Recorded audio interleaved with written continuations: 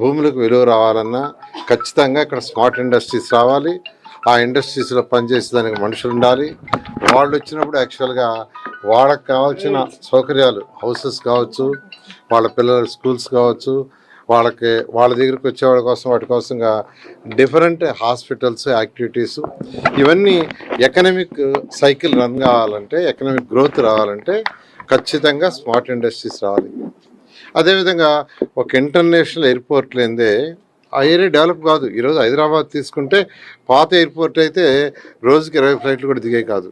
అందుకనే ఒక international airport 5,000 ఎకరాల్లో కట్టాలని ముఖ్యమంత్రి గారు నిర్ణయించారు. అదేవిధంగా ఒక ఇంటర్నేషనల్ స్పోర్ట్స్ సిటీ కట్టాలని నిర్ణయించారు. వాటికి కొంత ల్యాండ్ తీసుకోవటానికి ముందుకు యాక్చువల్గా ఈ గ్రామాల్లో కలెక్టర్ వారి యొక్క అధికారులు యాక్చువల్గా గ్రామ మీటింగ్లు పెట్టారు. దాంట్లో రిజల్యూషన్స్ తీసుకున్నారు.